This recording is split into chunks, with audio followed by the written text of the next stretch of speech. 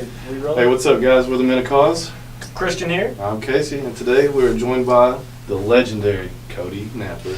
The one and only. One of my best friends for a long time. He's an aspiring actor, fitness freaking guru, apparently. By far. So oh, yeah, he flexes as he says that. How's it going, Cody? How you doing today? It's going good, man. It's going good. Going good. So, a little bit of news at first. Cody got a new gig today. He did. Mm-hmm. Want to tell us a little bit about that? Personal trainer at Marshall University Recreational Center. That's Congrats. awesome. Are you Congrats. excited? Yeah, I'm really excited.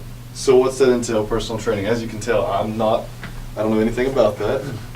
No, so tell me a little bit about that. No, I mean, it's just, I really got into personal training strictly because I love to help people. So being able to inspire somebody to get into the gym and to try to reach the same goals that I had set for myself, it's kind of the whole process. So I enjoy helping anybody get there. So that's awesome, dude. I mean, that's kind of what we're about, just, spreading good vibes, whether it be bulking people up to look like the Hulk over there, or, just helping people do new things. So tell us a little background here, because you got that gig. So a little bit about your fitness journey, because you used to be just a tall, skinny kid. yeah, man, I weighed like 160 pounds when I was in school. And 6'28", right? Yeah. Something like that. My diet was strictly soda and oatmeal cream pies, pretty much. So Talk about the oatmeal cream pies. What's the session there? I would drink at least a 12-pack of Pop and I when I would play video games with you guys, and at least a box of oatmeal cream pies. God. The fact that you were that skinny and could do that blows my mind. I was a sweets fanatic. Loved sweets. You have like a metabolism of the Flash. Yeah, it's ridiculous. My metabolism is really fast. So what started that spark? Like I'm going to do this and I want to stick with it. Well, I was at a job, and this is a ridiculous reason to get started in fitness, but I was working a job where I was a delivery guy, and my boss, She couldn't lift the packages. she made a comment that I couldn't lift the packages. Ooh. She kind of singled me out and was like, he's too puny. He can't pick anything up. So that day forward, I said, no one will ever look at me and say that again. That's very inspirational and a very odd moment. But it's the wrong reason to get, you got inspired. You proved it wrong, but you proved it wrong. Yeah. That's the classic Rocky tale of a FedEx driver. FedEx, sorry, I'm just saying. You'll never be anything. He's like, I'll lift that package. Yeah. If I have an envelope, I'm just like. I don't know why it struck a nerve with me so bad, but her saying that to me I got into the gym for angry reasons, but then as I kept going, it was just all about, the positive parts. The positive parts. You made a lot of friends in the gym. Made tons of friends in the gym. Some of my best friends in the world came from fitness, so I'm thankful for that, definitely. So the trip to where you are now had to be long and grueling. So what gives you the motivation to stick with it? Because, how many times have you seen people being a fitness trainer start, buy all the supplements, 6 weeks later, then we go back? I think what keeps me going, honestly, is... I'm guilty of that, by the way. I'm not talking about anybody. I'll go for 6 weeks, stop for 2, go for 6. And I need to not do that. I've been there. I know exactly I think what keeps me going through the whole process is knowing that I inspire somebody to do the same thing. Like if I have somebody come up to me and they're asking me questions about what I do on my daily regimen, how I eat, how I train, and I see them go into the gym and add that to their workouts and what I do, that inspires me, because I know that I've inspired that person to get in there and do that.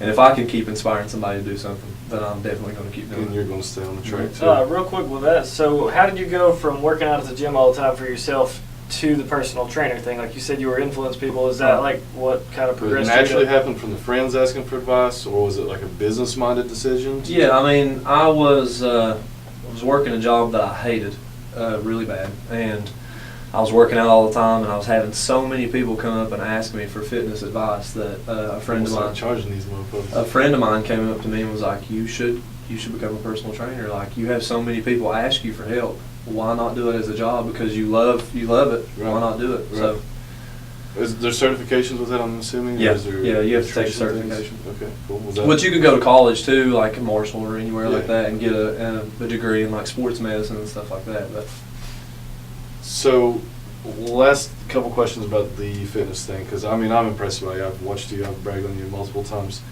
Number one, you said the eating process from 12 Mountain Dews and oatmeal cream pies, you said? Yeah.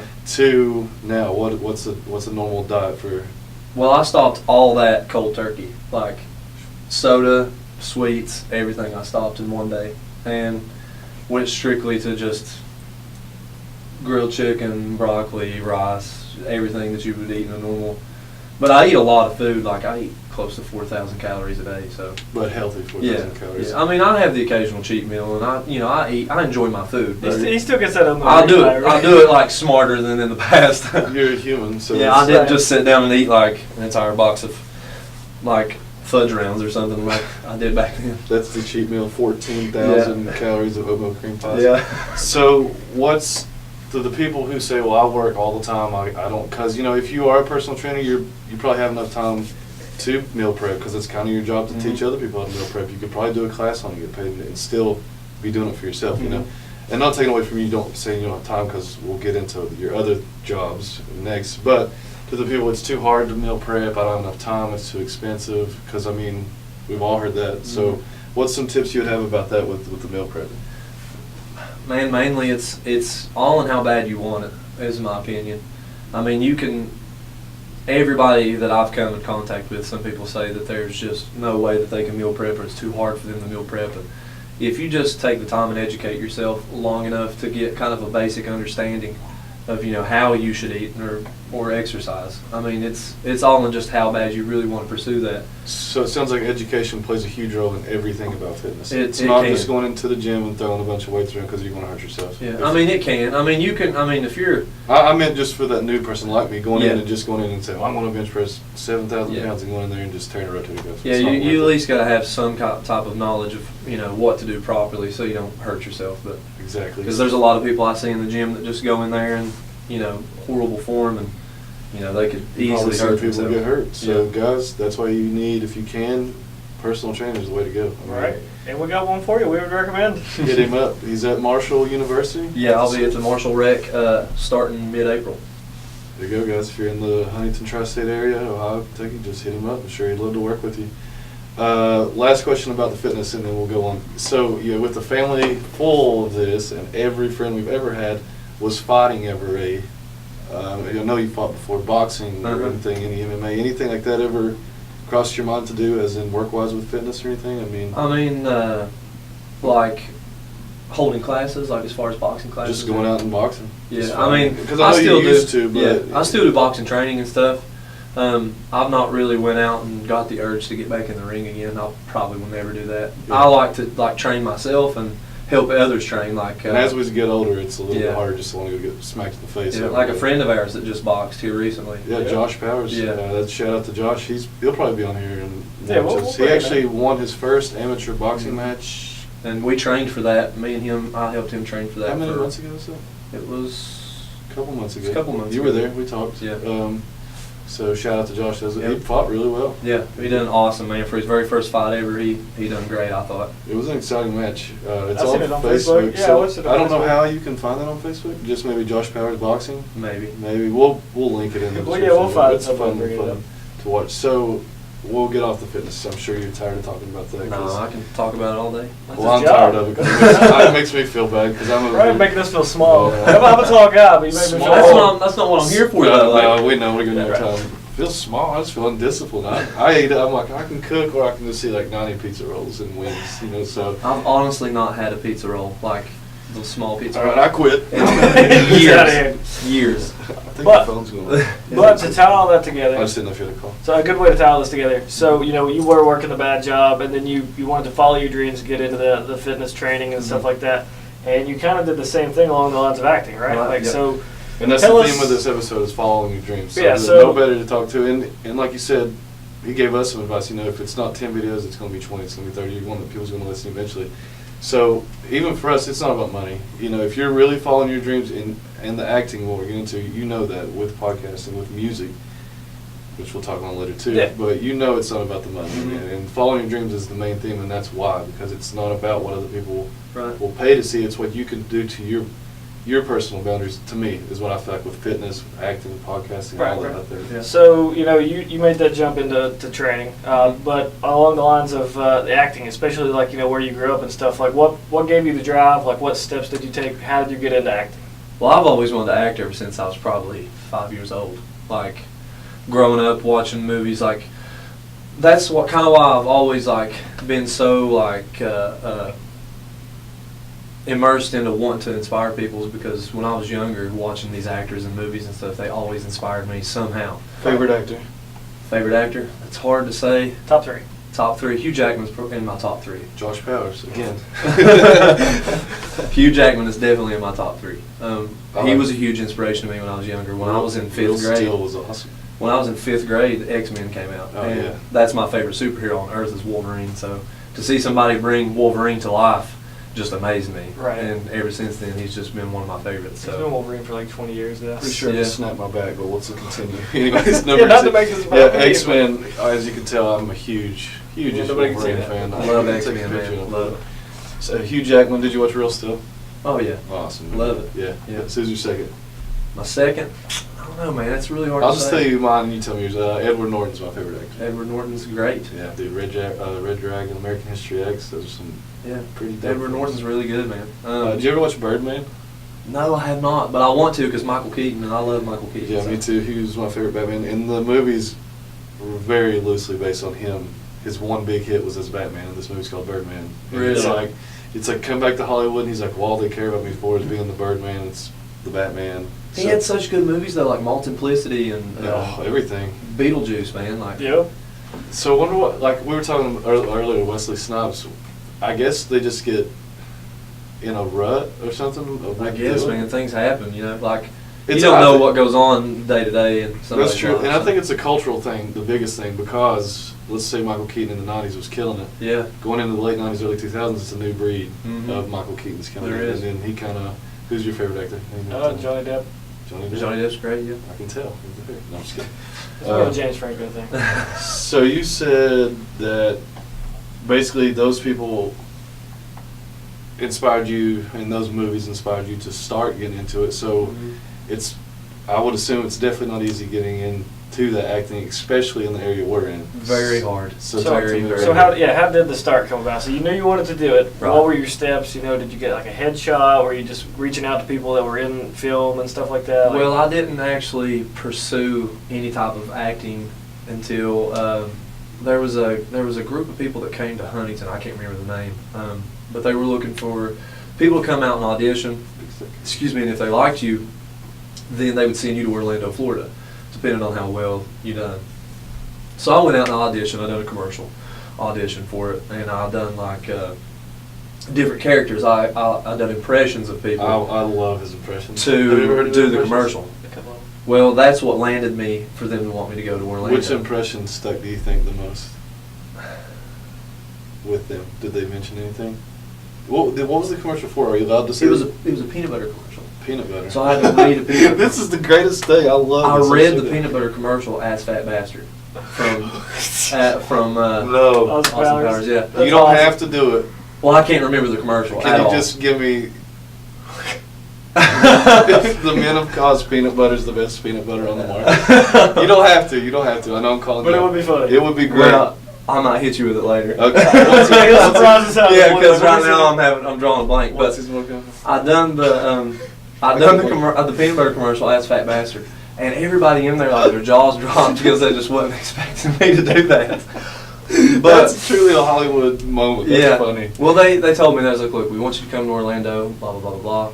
So I was working construction at the time, and I was trying to pay my way to go to Orlando, and I got laid off. So all the money Perfect timing. that I put into that, I lost. I lost like $2,700. Oh wait, are you talking about for the Orlando trip? Yeah, Oh. yeah, I lost every dime because I couldn't get it back. It was non-refundable. So after that, I took a break. I was like, you know what, like. So it was a funding thing after you put the money down, then you got laid off? Is that why the travel didn't happen? Yeah, yeah. Well, basically, like I know what you're talking about. No, I know you invested the money and then it was non-refundable, but instead of just, since you were laid off, why didn't you just go on? Was it just another funding thing? Yeah, I just like when I got laid off, my unemployment just could not pay my way to go. At the Right, time. right. Yeah. So And you were I- probably close to getting recently married, right? I mean, yeah, we was at the time. Yeah, that's what I'm And- saying, so you can't just... Yeah, and all that. I mean, marriage got put on hold, everything. So I kind of just took a break because I was like, you know what, maybe it's just not meant for me to do.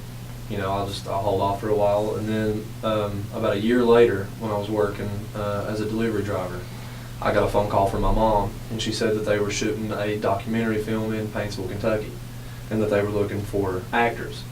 And she said, I think you should go down there and try. Like, I know this is your passion. I know it's what you've always wanted to do. You should try it. And my mom and dad's always been huge supporters of, Well, you don't need to tell me the title. What was the documentary about? The Death of Floyd Collins. Oh, yeah. I don't think I watched it, but I watched the trailer. That was the very first one I'd ever done. Okay, so it was continue. on Floyd Collins, the man who discovered Mammoth Caves in Kentucky. Wow. And it was his story. It was the third largest event in the world during its time. When he got trapped underground, and he was trapped for so many days, rock fell and trapped his ankle. What was he doing down there? He was Looking connecting for Mammoth Caves. mammoths? He was connecting Mammoth Caves to Sand Caves. So he found an entrance into Sand Caves from Mammoth Caves, and as he went through the entrance, it collapsed and it closed these. Did he live through that? No, he died. Oh, that's it. But it was so huge, like there were so many, just thousands of people there. What year So was that? It was, I can't even remember. At least 2012. Yeah, Just kidding. at least. At least. But I went down and auditioned for that, and I got the part. I got the part as the brother. I got to play Homer Collins. So that's probably pretty big. I mean. Yeah, I mean it was my very first ever being on screen, and I got to be a leading role. So I had a lot of weight, on How the can we shoulders. watch that? Is it available now? Or? It's on Amazon. You'd have to purchase it, but Yeah, it's on Amazon. that's fine. I'm sure Yeah. somebody. It's interesting. I'm Yeah. actually probably going to buy it after. But after that, I was hooked. Like I knew that's what I wanted to do for the rest of my life. So that was when you got your first. That was your first big role. Like Yeah. your first. That was when I got a taste of what So it was to like. the normal human man that's probably never going to act because we're men that can't act. What's you got the role? Then what happens? You go to an audition. And Right, then I went and you auditioned. Wait for a call, or they I tell had you to on the audition in spot? front of 4 people. My very first time ever auditioning in front of anybody, in front of a camera, and I was so nervous. I thought I was gonna pass out. Like I can imagine. they had a camera set up. There was 4 people in a room. They brought me in. They was like, okay, the director's not here. So I was like, holy crap, this guy's like, he's sitting in a chair somewhere just waiting to receive my tape. Right, Like, E.T. yeah, he's like the Godfather. He's just like, here's the director. Don't talk at dinner. Yeah, but so I had to audition in front of those guys, and I was shaking so bad, like I had to pretend like I was picking up a lantern and stuff, and I was shaking so bad. You went out. Yeah, I was like, I'm not gonna get this. There's no way. And then I was out delivering during my job one day, and they called me. They was like, hey, you got the part. Man, How how'd that great- feel? yeah, I How'd was that gonna feel? say, how Walk me great through that was that? feeling. I almost wrecked. That would have been bad. I was screaming. Was it? Yeah, I was so excited. I Man. bet on the phone you were calling though. Oh yeah. And Yeah, that's no, the I thing appreciate about it. him as an actor, like growing up with you, it's so crazy to me to know you. I would like to think I know you pretty well, but obviously in the recent years you got married, I went my ways doing my thing. You lose contact with people, but I know you pretty well. Mhm. And to know how calm you are all the time, but how you can flip that switch and be so animated is truly one of the most remarkable things I've ever seen, because it can go from a conversation like this to he's literally the cat in the hat walking around. And I've seen it with the Cat in the Grinch. hat. I mean, I've seen it with my own eyes, and I'm just like, that's talented. So you got the call. Of Mhm. course, you called your family, I'm guessing. Then what, like, next couple days you start going to shoot, or? Yeah, we went to a cave out somewhere in Paintsville. It was a. Did you actually get to shoot at Mammoth Caves? I don't think it was. I think it was a couple Carter Caves? a couple miles from Mammoth Caves. I don't think it was exactly at Probably Mammoth like Caves. licensing issues or something. Yeah, but it was. I mean, we was out on set for like 14 hours out in the woods by this canyon, and it was freezing cold outside. So we filmed out there for 12 hours straight. Oh my God. And then we, the next day, we got to do some green screen work in a hotel. So we was able to go in there, and That's cool. How did you eat out there?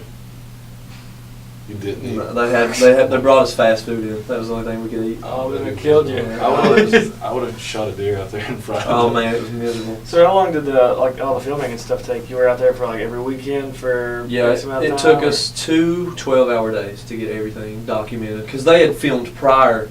See what it was a documentary. So they were filmed prior, then inserted your parts. Right. Probably where they Yeah, needed so to. it's not a full movie of, Floyd stuck in this cave. It's just Yeah. bits and pieces during the documentary explaining how things went down. It could have been 127 Hours Part 2 Could have been, yeah. with Franco and Floyd. Yeah. Yeah, that's a boxing match, isn't it? Franco and Floyd. Yeah, but see, Floyd's problem is he didn't drink his own urine and chop his leg off. Maybe he should. Ooh, I shouldn't say that. I'm sorry if Floyd's family's listening. It's just a joke. We'll go somewhere else. But anyway.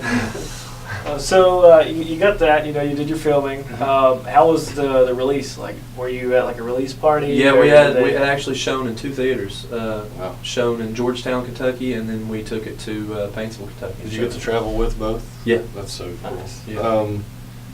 Huge turnout too, man. So, Like, so surprising. when I want to go back to this real quick because it's obviously chasing your dreams. And when you said it was miserable shooting that, it was a like working for love though. Oh yeah, What it was a miserable misery is- that I could put myself through every Every time. day, If that makes Right. sense. So you liked the film? Was it well received? Like I said, I didn't. Yeah, we had a lot of viewers come to the theater and watch it, and then I don't know how many DVD sales that we had, but I mean, as far as I understand, we had quite a few. I'm sure in Kentucky, probably. Yeah. And I mean, it's shown in some of the museums and stuff out there now. Really? Yeah, That's because pretty cool. where it tells the story of Mammoth Cave, so they show it. in It's on a museums. loop at Yeah. a museum now. I mean, I guarantee Yeah, it. that's pretty awesome. So your biggest film probably to date was Afflicted Dawn. Maybe. The biggest film that I had a leading part in was Afflicted Dawn. Yeah. Okay, but before we go into that, you're going to explain something to me. Okay. And we're going to insert some pictures at this moment because, not now, but in post. But I need to know what this is. Oh, that's the Michael Bolton parody video. Yeah. He's not got to see this I yet. haven't seen this. Yeah. Okay. So I'm like, And first of all, it's one of my favorite videos of all time. yeah. But I did not want to speak to you 1% about it until I had a microphone on this Yeah. because I love it, and you know I It love was random. It was so random how we got that started. Like, How did that come about? well, I hadn't got to do much acting work. Like, I'm not gonna play it because. have you watched the real video? That's the question. Yeah, it like mimics parts. Yeah, of we mimic the video a lot. Yeah. So I need to know from start to finish how that even popped up. Well- So everybody that's listening, go to Cody Napier's YouTube, and it's called I Lied, right? Yeah. ILIED. That's all it's Yeah. called. All right, that's it. And Yeah. then And it's a Michael Bolton parody video. So I'm not singing Michael Bolton, but I'm acting the video out. I'm actually singing in the background. Yeah, And but- I just use my voice. Voiceovers. Yeah. So I hadn't got to do much acting work after Death Floyd Collins. So I I'm did. glad that came in chronological order. After that, before Afflicted Dawn, right? This was way before Afflicted Dawn. But after the Floyd Collins. Yeah, this was after Death Set Floyd. that up. Perfect. So Did my homework. My mom called me and she was like, "Hey," she's like, I really like Michael Bolton. I need you to go stand in this "Well," light for me. she said, "You haven't done like any like really funny videos in a while." She said, "And you love to just be funny and make people laugh." She said, "Why not? Let's just make a video and I'll film it with my camera." She said, "Let's just make a It fun sounds video." to me like your mom is your greatest fan and also probably one of your best work colleagues. My mom is Yeah, a huge biggest supporter. supporter. Yeah, I was gonna say she that. is a huge supporter. That's awesome. And she's kind of like my manager, kind of. Yeah. Like she's helped me so much with finding gigs and getting me out there. So, That's pretty violent. Applaud Hats Tammy off to- Napper. Yeah. hats off to Tammy. That's Tammy's your name, you said? Yeah. Yeah, that's, I mean, for somebody to continually be looking for gigs for you while you're working and then saying, okay, well, there's no gigs here, we're not going to sit and just be complacent and waste our time, let's go out and get a Yeah. camera going to get a resume, a video resume. Well, I have such a big support group from my family because they're all like they all grew up in the arts. Like my mom is an artist, and She's seeing the future for you. And 'cause she if you can sit sing. stagnant in acting or music or anything, then you're going to be and forgotten. my dad was a drummer, so my dad's who got me into playing drums. You're also a a drummer. long time ago. Which is awesome. Yeah, my dad's an amazing drummer. I mean, I learned everything from him when Right. it came to music. So So she calls you, says, let's pick up the camera, and you're going to go see Michael Yeah, Bolton. she You was like- said, what? she said, "Let's pick a song." She said, "We'll look at the video. If the video's funny enough to Right. do, then we'll do it." And I said, "Okay." So 2 or 3 days go by. She sends me a video of Michael Bolton's "I Lied," and she said, "This is the one you need to do." She I said, "I agree. can picture you doing How was it." your reaction to that? Did you just watch the video? Well, yeah, after you watched the video, what did you say? Like, I said, "Okay." Done. No- This is no the one. hesitation. Yeah, I said, this is okay. the one. So I we can't went. lie, if my mom had called me and told me to do that, I would be like, okay, but I'm going to need some reasons to what's going to happen Yeah. afterwards. Where's this going? Yeah. What are so, you trying to say? Yeah. Well, we got a wig, and then I don't have chest hair, right? So we had to have chest hair. So I'm lying in the floor, okay? I'm lying in the floor. We have glue all over my chest. No. Hot? No, Okay, no, like fine. Elmer's glue. Like the white glue? Yeah, like the white glue. So we have the white glue all over my chest. Oh, no. And my mom goes and buys a Barbie doll. and cuts It's the a hair hair. off the Barbie and puts it on my chest. So that's Barbie hair on my chest in that video. And How long does it take to dry? Oh my gosh, it was so itchy. Like, You had to lay there for an hour. oh yeah, it was awful. Oh my God. And that was one day. We shot all that in one day. So I had this Barbie hair on my chest for an entire day, and we shot that video. And Where are you? Is it Yatesville? yeah, one Yatesville? shot was Yatesville, some like random huge field out in Wayne County somewhere. I would have loved to seen like your mom just like getting the camera out and you get out with the Barbie hair on, the long hair, and then you just walk into a field and somebody drive by like, what the Oh, I'm heck? sure they did. What the hell I'm is sure going they was on? like, what is that guy doing? It's I'm not talking because we do spread positive vibes, but where we are, it's a very centralized. It's very closed off about certain aspects. Yeah, of anything things. with a camera is usually pretty closed off. If around you there. if you push any standard here, you're kind of considered. I mean, they look at it a different way than you would look at it. I'm not saying that. Push a standard. Like if you don't just drive the whatever everybody else drives, or if you don't have the same thing everybody else has. No, like if you don't go to the If you club. walk into a field with a wig on, they're not going to they're not going to look over. Right, they're right. going to stop and comment and try to. Yeah, people are. And I don't mean that as everybody here, but and I'm sure in every city it'd be like that. But in the tri-state area, we're trying to be more progressive towards doing those things. You know, Right. that's what. Well, there's a Well, lot that's of what we cities do. out there, man, that Oh, are yeah, people walk around with cameras. And yeah, vlogging they're all just the time. so forward on Yeah. that. And But around here, like if you got a camera, people's like, you know, like Yeah. what's going on? They're Like, shady. They don't like it around them. They think you're trying to get their personal information. Right. Even if you're shooting a prank video or a Yeah. singing Michael video. Bolton video. Like you're obviously not out trying to steal people's credit card numbers dressed as Michael Bolton. Yeah, I mean- that's not a very good disguise if you're trying to Yeah. get away with it. So you're out in the field, you're filming it, and then she's done. So who's editing? Who's doing all that? my mom edited it. She edited and filmed That's everything. amazing That's because pretty the great. words are perfect. I Yeah. mean, it's the I scenes. took, it took me 2 days to learn the entire song, to be able to lip sync, and then we filmed it. How long did it take her to edit that? Like 2 days. Didn't take very long. It was an extremely easy video to make. Not really. Those transitions are. Well, I mean, It's pretty good. Yeah.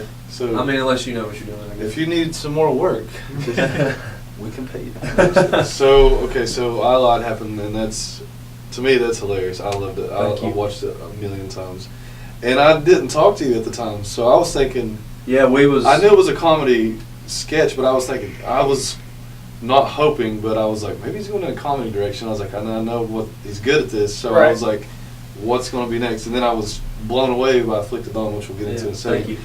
But where did the picture with the guy from 8 Mile come from, and what was that? Was that before any of this, or what? No, now this was actually Well- in the middle of filming Afflicted Dawn. Okay. What's What's his name? His name is Omar Benson Miller. Shout out to Omar, by the way. Omar Benson Miller. He played in Yeah. 8 Mile. Yeah, he's actually got a podcast out called The Ozone, and he discusses like nothing but sports and altercations with sports and things like that. So go check that out too, because it's really good. That's sweet. So tell me about that a little bit. Well, I had shot 2 movies prior to this. After the death of Floyd Collins, I got contacted by another director, and I shot a small part out in Virginia for a film, and then I went to Lexington and shot another part for a movie, and then after that, So what was the movie? one was called The Freeze, and the other one was called Lost Creek.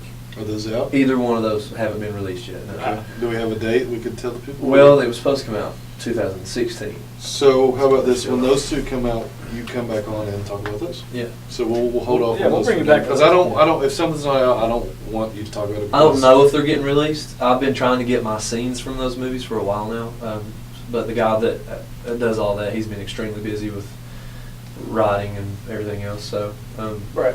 Okay, so in the middle of those 2, then you go and what were you shooting with Omar? What was it? it was called Above Suspicion.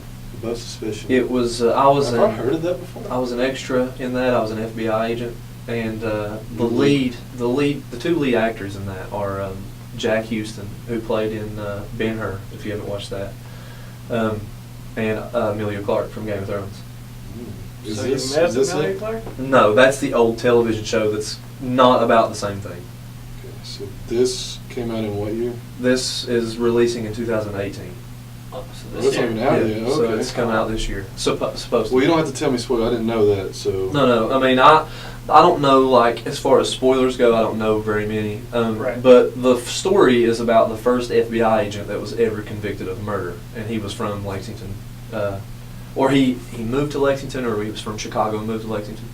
But he worked as an FBI agent there. And Is Johnny Knoxville in it? yeah, Johnny was there. So You you just met, forgot yeah, you Johnny met all these Knoxville? people. Thora Birch.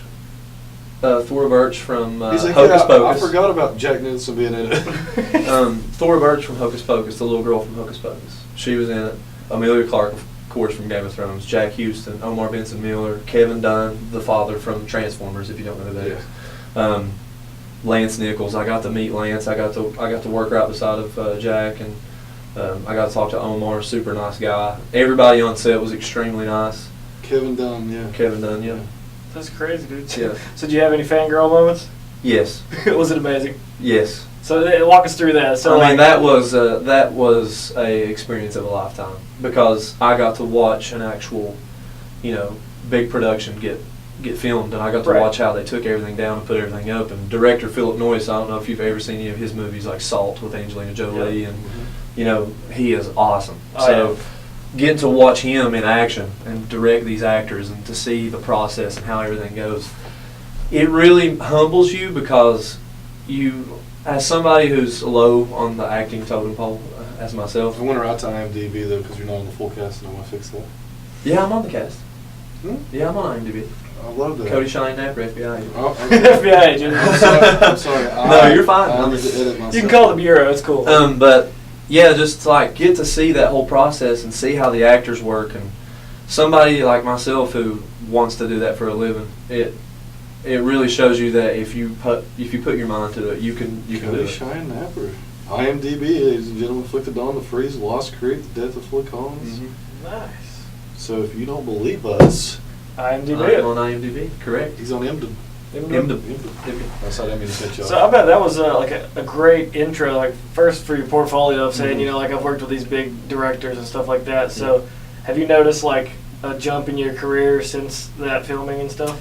I mean, it's kind of opened my eyes as what I should choose, as far as, at first I was kind of like, I'm just going to do everything to get the practice in. And I still do in a way, because the films that I've done, that I've had leads in, are not, blockbuster films, but anything that I can get my feet in there to be able to practice the craft, I'm going to do it, So that was kind of, it's pointed me in the direction of, what route I should take as far as furthering my career, and if I am going to be an actor for full time. So You probably got a lot of great networking in there too, like all those big names and stuff. yeah, I've met a lot of great people doing that. I mean, friends and people who's gave me shout outs and put me out there for directors. And actually, going back to the story in Huntington, when I went and done that audition for the peanut butter commercial, there was actually a guy there that was over the modeling industry, and they called him Hollywood. And after all that went down, I didn't get to go to Orlando. 5 years later, I'm on set of Above Suspicion, and they send me to get dressed as the FBI agent. And Hollywood comes out of the trailer, and it's the first time I've seen him in 5 years, 5 or 6 years. Right. So I come out of the trailer to get dressed. Hollywood's standing there, and he's looking at me like he recognizes who I am, but he don't say. He's like, "There's fat bastard." Yeah, he kept looking at me, and I said, "Did you used to work with so and so?" He said, "Oh my gosh, you're Cody Napier." I said, "Yeah," and he just wrapped me up and gave me the biggest hug ever. That's awesome. And he was That's like, "Keep in touch with me." Pursue that. Yeah. That'd be huge. So you're climbing, you're doing all these things, you're meeting all these big names, and you're still building towards your portfolio. Then I like the position, and I'm not taking away from local arts at all. Mhm. I'm just saying I like the position you took on saying, okay, I want to work with my friend on this film. Then there, Afflicted Dawn Rises, which Yes. is to me, and I've watched a few of your things because obviously I can't get access to the other two. Mhm. And to me, that was your best work because it Thank was you. really just. Not just you, but Mhm. 99% of the cameras in your face. Yeah, I'm 99% of the. It's yeah. I'll let you talk about it. Well- what it is. If anyone doesn't know, actually, Afflicted Dawn branched from a book that my relative wrote. His Greg name is Napper? Greg Napper. Shout out Greg Napier. Shout out to Greg. He wrote an amazing book called Afflicted Dawn. And the story Afflicted Dawn Redemption is kind of it's in the same universe, and it's going on during the same time as Afflicted Dawn the book. So my character, Nicholas Ford, his story is happening at the same time that you're reading the book. So these two, Okay. these two. That makes a connect. lot yeah, more yeah, sense now Yeah. because the So if you narrative- read the book, you will understand More of the everything movie. of the movie because it tells some of the characters in the movie. It describes them in the book, like Zeus and Crow, which is myself, and Talon, which is played by Josh Josh Powers. Powers. Shout out to Josh again. And those characters are described in the book, Okay. and the book is great. I mean, that's So what I where love can so we get much. the book? Where can people get the book? You can- Amazon. Amazon, I'm pretty sure. Yeah. Amazon Afflicted Dawn, Greg Napier. Yep. All right, so go check that out. All right, and we'll stop you right there for just a second. We're going to take a quick break, check on the camera and everything, and we'll pick back up with Afflicted Dawn. Definitely. All right, so we're back and we want to dive right into Afflicted Dawn, the book by Greg Napier and the film by Joe Roberts. Joe Robertson. Would you like to talk a little bit about the beginnings of that, how'd that come to play, Yeah. what made you want to do the project, what happened? Well, Greg reached out to me. Greg's a family member of mine, but me and Greg hadn't spoken in years. Greg had went off and, he's been doing his own thing. But Greg reached out to me and said, hey, I'm going to do a trailer for my book. He said, and I would like you to play one of the characters out of the book, which was not the character from Afflicted Dawn Redemption. It was a completely different guy. And I said, yeah, absolutely. He said, well, I heard you done some acting and stuff. So the film is called Afflicted Dawn Redemption? Yes. Okay. So And the book that is was just one. Afflicted Dawn. Yes, the Okay. book is just Afflicted Dawn. The film is Okay. Afflicted Dawn Well, I was Redemption. confused a little bit by that. So. Yeah. But I was like, absolutely. Like, I'll definitely do it. Of course. So I hadn't heard back from Greg in a couple of weeks, and then Greg reaches out to me again. He's like, hey, scratch that idea. How would you feel about doing a actual film of the story? And I was like, 100% count me in. I'm on my way. Yeah, So- I'll be there soon. They got the story together, and Joe Robertson, which is a director here locally, he just moved in from Florida. He went to film school out in Florida and just moved back. Shout out to Joe, amazing director, and I'll get more into that later. But him and Greg got together. They wrote the script out together, and then they contacted me, told me what they needed from me as far as acting goes, and then we just started. Man, it started out as it was going to be found footage. So you are following this guy that has escaped from the place that he's been held up in for 2 years, and Now, you're not in prison there, you just kind of work with these guys. Yeah, What so I gathered. the story goes is after the whole outbreak happens, Nicholas Ford. We're not giving the book away, you gotta buy that shit, boys. Yeah, can't tell you nothing about the Right. book, but after the outbreak happens, Nicholas Ford, goes off and tries to live on his own, and it's getting too tough. He can't survive. He can't find his family. He don't know where his family's at. So this group called the Enforcers, that live in a place called the Citadel, they take Nicholas in, and they tell him, we got food, we got resources. We're the people you need to rely on, and we'll give you training and all this stuff. So Nick joins these guys thinking that they're good guys, and turns out they're awful. They're rapists and killers and murderers and all the worst that you can imagine. So Nicholas kind of sees what he's got himself into, and That's how I took it right from. I think you portrayed that very well in the opening because, Instant I'm not going to give the film away, but that line kind of speaks on. You are kind of, I know it's afflicted on, but you're also afflicted because Yes. you're conflicted too because you're this good guy, but also they helped you, but at the same time you don't agree with what's going on. Right. And that's kind of how the premise starts, correct? Yeah. Okay. I was just making sure that Yeah. I watched it multiple times. You need to watch it multiple times. Mhm. It's that kind of movie. Yeah. That's good. That's a great thing. Thank you. So. I mean, that's just kind of how, Nick being a strong character is also a very weak character in the sense that, he's lost his family. He has nobody to connect to. The only person that he did connect to in the Citadel, unfortunately, is not there. He's gone. So Nicholas decides to branch out and leave and go on his own, and then that's when things start going downhill. Okay, so you need to watch the movie if you want to know any more about it, but I do have a couple things I want to talk about the movie. Definitely. Number one is this scene is my favorite scene, and we'll insert a picture of that scene here so they can see what we're talking about. I'm not going to play the scene, but I'm going to show you a picture, and I'm going to ask you to discuss this scene. Maybe. Talk a little bit about Joe while I'm looking for it. Oh, I found it. Here it is. So this is my favorite scene. I've got a lot of feedback from that, yes. So, talk a little bit about that scene. The scene is basically sets up you're in the back of a car holding it's a gun of some sort. Yeah. And you're pretty much at your breaking point. Yep. This is the point that's the point in the film where you see Nick actually at his final moments. You think for sure that you're not going to see him again after this. I thought that at first, and then I thought it'd be a little bit too early, but I thought it might be like backtracking for it. Yeah. So Right. it came off really well. So I just want to know, because obviously it's a very emotional piece for you. Yeah. What gets you to that place to be there? Well, as weird as this sounds, Because you're not just going to get in the back of the car and start crying. Right. It's, I mean, that'd be Yeah. kind of hard for anybody. Well, as weird as this sounds, I prepped for that scene right there in my own car. I drove my own car out to an abandoned, just weird place that nobody would find me, and I rehearsed that scene by myself for 2 or 3 days in my car. And then during the night that we shot, it was very serious that that I tried to stay in character for that whole part, because any small thing is going to make you laugh. it was very emotional. Yeah. Yeah. So I had to make sure that I tapped into that emotional. Did you stay away from people? I didn't so much as stay away. I just didn't really connect with people on that day like I normally would. You Right. couldn't get too deep with people. Yeah, I couldn't get too intimate with anybody because this is a guy that's lost his entire family, and Okay. Sorry, Kendra. I'm just kidding. Well, I mean, on the other hand, though, that just shows how dedicated you were to that part and Yeah. stuff. Like that, Well, that definitely scene- shows your colors in a good way. that scene really meant a lot to me because, through the whole film, you see Nick struggle with a lot of things that happen to him. And stay strong. Yeah. Right. And And then, then at this point, you've seen him fight so hard to stay positive and feel that he can survive, and then one wrong thing happens and set it off. and he's ready to go. I agree with that. So- that's portrayed in the movie once you watch it. Yeah.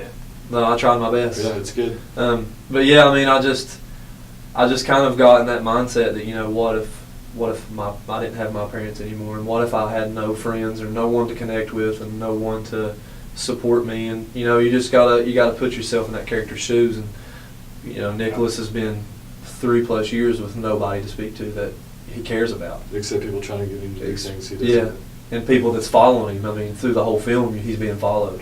How was the fight scene with somebody that you actually spar with? Did it get to that point where we're like, oh, we're going to throw hands? Not in a. There was a lot of punches that connect. That's I know. I would imagine, because if you train with somebody, that's what you. Well, me and Josh initially would think about doing anyways. Yeah. So Well, me and Josh sat down with Joe, the director, and we discussed that me and Josh have been great friends for a long time. Excuse me. So we kind of told Joe to start with, me and Josh are really close, so we want to make this fight scene as comfortable between each other as we can to make it look as real as possible. So we rehearsed for an entire week, hardwood floor, because it's the only place we had to rehearse. So knots That was and bruises and cuts and scrapes, and we was beat to death by the time it got to the day of the shoot. But the day of the shoot was totally different. There was so much more hype during that scene than there was during rehearsal. So there's actually a scene in the movie where me and Talon fall to the floor, and I throw a punch to his ribs. That sound is real. That's not edited. That was actually me really connecting with Josh's That was his ribs really breaking. Yeah, and there was a lot of punches and kicks, and like the scene where I'm in the floor and he kicks me in the stomach. That was all real. Like we had to try to make it, because it was all in one shot. Like we did cut because we come out of the screen, we come back in the screen, so there were cuts there to prepare ourselves for the next fight. right. But it was all in one sitting. There were no different side angles or anything. It was all shot straight forward, so we had to make sure we got everything perfect. Oh, that's what I was thinking. And that fight scene ends awesome. So watch that part definitely. That was one of my favorite scenes to shoot, was the fight scene. It was Yeah. really fun. That was pretty cool. I enjoyed it as well. So we won't go too much more into that because I don't want to give.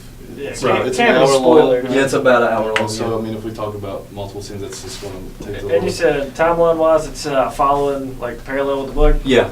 So my character, his story follows parallel with the book. Yeah, correct. I'm bringing this up just for my own personal thing, and this is not a way. But do you remember the movie Dawn of the Dead?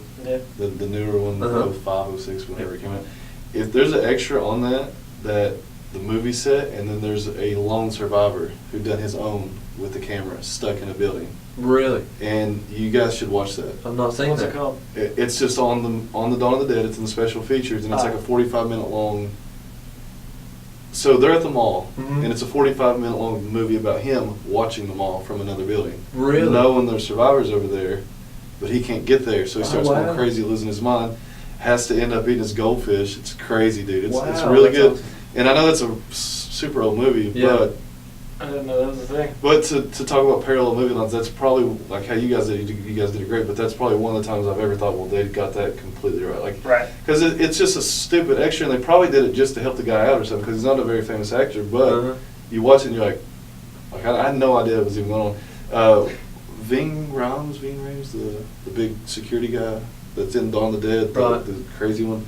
It shows them communicating back and forth. Remember when they're playing chess with the Uh-huh, guy? yeah. That's the guy. Oh, really? So you see the movie from his point of view at that point. Wow, that's awesome. I didn't know that. Yeah, I didn't even know about Speaking of And he eating- tries to make a run for it, remember?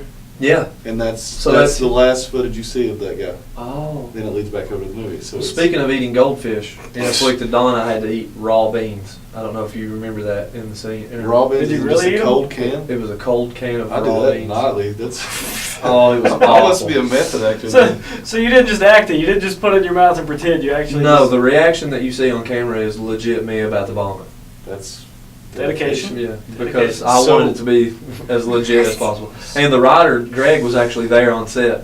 So the first take that I took with those beans, Greg loses it and laughs. Laughs. So I had to do the take Oh, again, yeah. thanks to Greg. Yeah. That's Thank you, Greg. Yeah, that's funny. What about the future of Afflicted Dawn or Afflicted? Well, no. Actually, let's talk about. So we're talking about the filming, but how did the reception of that go? You had you actually had a premiere in Pullman, right? At Pullman Downtown Square, and it Huntington? went great. We almost sold out that night. So Pullman Square is a very popular theater here in the Huntington area. It's huge. Yeah. It's in a nice little And area. they were very, very gracious, very nice people. So they let you guys film there, obviously. Yeah, they Or let us show the film there, yeah. and it was just a great turnout. It was a great turnout. We had. I was working till like 12 that night. I and think kept there working. was 200 seats, and we sold out maybe 180, 190 seats. We almost sold out that Couldn't night. ask Yeah. for better than that. Yeah, it was great. Did it show anywhere else, or just kind of wanted to stick? Yeah, it was. We was gonna actually send it to film festivals, Ooh. but unfortunately, for some reason, it wasn't able to make it in. So we But didn't. you got this year too. Yeah, I mean, to yeah. still send it. So Because it was last summer Mhm, that it was. yep. Yeah. yeah, you got plenty. Of time. June 8th was our release date. So not even a year. Yeah. So you got plenty of time to get that out there. DVD wise, is it It did not hit DVD. That's why we released it on YouTube. okay? So it is free on YouTube Yeah. as of right now. How can we find that on YouTube? Just Afflicted Dawn Redemption will be the very first video that pops up. You'll see it's the got a red and black title screen. Yep, you'll see Okay. the cover of the film, red and black. So for Afflicted Dawn, what's the future? Another movie, another book? What's Well, without giving too much away of the Afflicted Dawn Redemption, they are looking to film either a sequel or prequel to Afflicted Dawn. So let's get a trilogy. All best movies. I would love that. All Make best my movies day. ever. Let's. I know we're not that popular now, but we're going to push this thing and get going. So everybody, you don't care if it's 10 people or 10,000, just go watch it. Just Right. to support it. I Yeah, mean, thank you might very as well much. do And that. anybody out there that has already watched it or is going to watch it, sincerely from the bottom of my heart, thank you very much. Because like you said, nobody here is making millions of dollars doing No, anything. absolutely not. So any view helps. I mean, Yeah. honest to God, a like, a comment, Yeah. anything helps. Yep. I don't know Anyway. if it was- anyways, so the future of that. So we'll kind of wrap up the acting thing because I know that's where we're headed towards the end here. But you do have a brand new movie coming out. That Give us, I'm- the name and yeah, it's drawing near. I'm actually filming it at this time. You shot yesterday, Our right? first day of production was yesterday. Yep. Drawing near. I don't want to know any spoilers. I don't want. Is Right. it Joe still? Yeah, Joe is the director. Joe actually wrote this like 3 years ago. So Joe had this on his plate for a long time. I saw, and I'm dropping a name because this is another very talented person, and I would like to get in contact with him. And if you're listening, I'm actually going to send you the link to this. Justin Prince. Yeah, he's Saw him actually post- working with us. Yes. So, because he's got a shark documentary out. Yes. That's That he shot in Florida. that I heard was. It's great. It's awesome. Yeah. I've not got to see it yet. I've seen parts of it. He actually, when I was in Florida on vacation. Is it out right now to buy I or? think so. I'm not. We'll 100% talk to sure. him in the future and we'll Yeah. get more information because I saw all the like a trailer and Yeah. a title screen and it looked great. Is he helping on there? I mean, it's just Yeah. the same production crew basically is what I'm asking. Yeah. Justin actually was a character in Afflicted on Redemption. Okay. He's Striker, the guy that's yelling for me when I'm hiding in the beginning. Okay. But yeah, he's actually on part of the crew for Drawing Near. So he's been. I mean, everybody's been a huge helping hand, but he's also. So shout out to Justin Prince Yep. too. No spoilers whatsoever. I'm not trying to get you there, but Any can you give ideas? us a really loose outline of what it's about? Yeah. So Drawing Near is basically just this family that has had a lot of tragedy, and the outcome is, Probably don't want to tell that. it's very. I mean, it's I'm kidding. it's just a family that's going through a lot of situations, and I play the older brother. Rachel Stefersky, shout out to Rachel. She plays the main character. She's the leading actress, and she's amazing. Is this a suspenseful movie, horror movie? Yeah, it's a drama? horror. It's another Yeah, horror movie. it's a horror movie. Yep. And Rachel, she's from Charleston. She's a fantastic actress. Chrissy Lewis plays the mom, Michelle, and Chrissy is also amazing. Very talented woman. Everybody so far that I've got to work with is super talented. Josh will be in this one as well. Sweet. What about like expected release? Like, so how long are you guys going to film? Like, any idea when it'll be out? Or We anything? we have quite a bit of filming left, actually. Well, yeah, you started yesterday, so I get Yeah. that. But just like a rough, like next year, a couple years from now. Depending on how quick Joe can find a sound editor and all that stuff, I mean, it could release a lot sooner than next year. Just depending on what Joe, what Right, Joe right. gets. I'm not sure exactly like what kind of time frame we're looking at, but Exactly. um, I would like to do an episode right before it releases with the whole crew, That would be cool. Yeah. everybody. that would be awesome. I'm Just- sure I could. Just talk to to maybe go live and just do a Q&A Yeah. with the people who watch it, watch and follow. Definitely. I mean, you're going to keep pushing marketing, and we're going to really market the social media. So I'm sure a lot of people have a lot of questions. Yep. I think it would be a fun thing. Acting. Acting. That's a. Following his dreams, Got a though. And that's resume, what dude. we're about. Like pushing forward It's and doing what you impressive. love. I mean, to be in however many Right. things you've been in, at least talked about 10 right there. I mean, Yeah, I've tried my Oh, we best. forgot the commercial. Yeah. So Yes. tell us about your commercial. So the commercial was before Above Suspicion, and I had just filled out for a commercial that was filming in Louisville, and it was for a football player. I had to portray a football Is player. it a brand or It was a health commercial. like nutrition? Yeah, for Louisville. So I get the phone call back, and if anybody listening out there, I'm a Minnesota Vikings fan, so Sadly. yeah. I'm an Eagles fan. But, I got the wanna phone call discuss that back. for a while, what we've done to you? Yeah. No, I'm just kidding. So I got the phone call back, and Elise was the lady's name that called me, and she said, "Cody, I just would like to let you know that you got the part as a football player, and you're going to be filming with Teddy Bridgewater on this day, blah, blah, blah, blah, blah." Hold up. And I said, "Okay, thank you," and I hung up, and I said, "Man, I could have swore she said Teddy Bridgewater." I said, I must be. I heard her wrong. Yeah, I heard her wrong, and I was like, Trenton Bridgewater. I was like, "No, I'm gonna call her back." So I called her back, and I was like, "Elise, did I hear you right? You said Teddy Bridgewater." She said, "Yeah." I said, "Minnesota Vikings quarterback Teddy Bridgewater." She said, "Yeah." I said, "Oh, man, this is awesome." Your nerves just got 10 Yeah. times worse. So we went to Louisville. I got to shout out to the Louisville Cardinals. They let us into the stadium. We got to tour the whole stadium. Got to have lunch and watch the football players practice, and we got to practice. And in the weight room, they let us full access to the weight room. And Teddy Bridgewater was extremely nice guy. He was tired that day. They had him shooting for a long time, but extremely nice. So what was the brand of the commercial? Or, like, what were you promoting? It was just like something for the college, like health for the Oh, college, okay. and we just was background football I players. hate to sound ignorant. Did Teddy Bridgewater go to Louisville? Yeah, he was the quarterback for the Cardinals. Figured that, but Yeah. I didn't know he actually went to Louisville. That's I'm assuming he did. No, I don't know that part, but I'm No, assuming you he did. did. Might as well.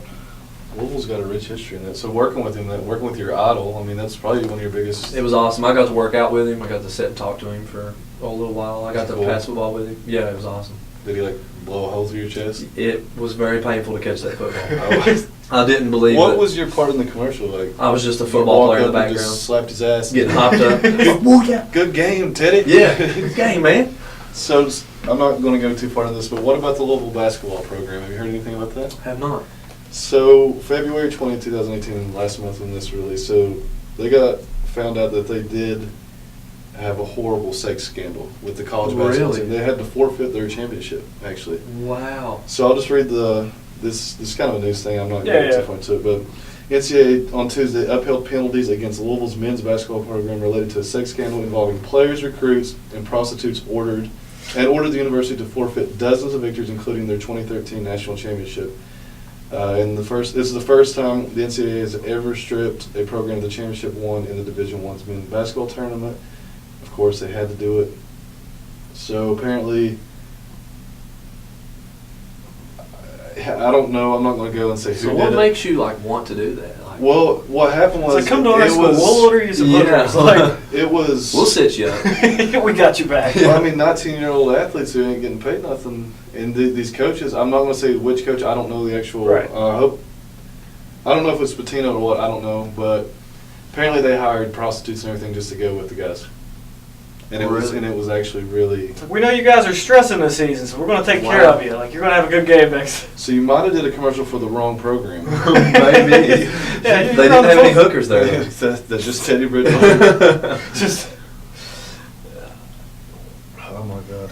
All right, so the acting. We're done with the acting. One last question. So what's next? So right now you just started this. What's any future plans? Any leads that you've I got? don't mean that we're cooking? done with the acting. I'm just saying that Right. I'm not trying to kill you with the same. No, thing. Right. actually, me and Joe right now have sat down and we've got a story that we're writing in the process right now. So after this. So current after movie. drawing near, hopefully the next project will be the film that we've got that we're writing right now and we're working on together.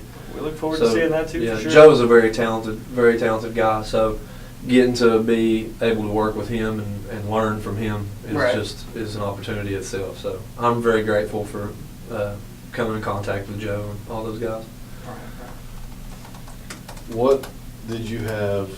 You said you had something in music news today? Yeah, it was pretty random, but it was kind of cool. Have you heard about the Rob Zombie thing where people were hating on him here recently? No. Is it because is he coming out with another movie? No. So Rob Zombie, He's like, let him call me. Let him Rob, call me. No. So basically, he made a post on it was on Facebook. So he said, backstage with my new pals, Baby Metal, and I've never heard of these people. Oh my or God, I whatever. read this. But people like literally ripped Rob a new one for no reason other Yeah, than. but he handled himself so classy. Yeah, I know, and that's what this is basically just giving respect to Rob Zombie. But people are like, are you kidding me, Rob? Like, this isn't real metal. This is Korean music or something like that. And literally, he replied to every person that said something angry, and was like, these girls had more energy than 90% of the bands he's played with. They roll harder, and he's like, kind of dissing the people that are making fun of it. Yeah, defending the Yeah, but like literally, like here's just an example of three. But like he went down and like commented to everybody that was like flaming these girls and was like, well, they got more energy, they're trying, they're doing better than like what are you guys doing? Yeah, and a lot of celebrities, man, they don't even take the time to reply. Yeah. So the fact that he was taking up for this band that he's just hanging out with backstage. I actually had Hugh Jackman reply to me once on Instagram. Was that like another fan? That was a fangirl moment. I think I asked him about the movie Pan, and I asked him how it was going, and he answered and said it was going great, and that anybody that watched it would probably really enjoy it. And I was super excited because it's Hugh Jackman. Another Rob Zombie piece of news I thought was a little bit weird. So a couple years ago, him and Marilyn Manson did the Twins of Evil tour. Right. Got in a huge fight, like calling each other out on stage, like, come out here, I'll kick your ass, I'll show you who's evil. Like, seriously, like, really wanting to fist fight each other. Like, I hate each other, they hate each other, whatever. 2018, Twins of Evil tour's back, Rob and Marilyn. Like, is that to generate attention? I mean, they could have made up. Like, we don't really know the whole. But to be able to work with anybody you want and then still choose somebody that literally just shit all over your name, I feel like it's kind of a ploy, to be honest with you.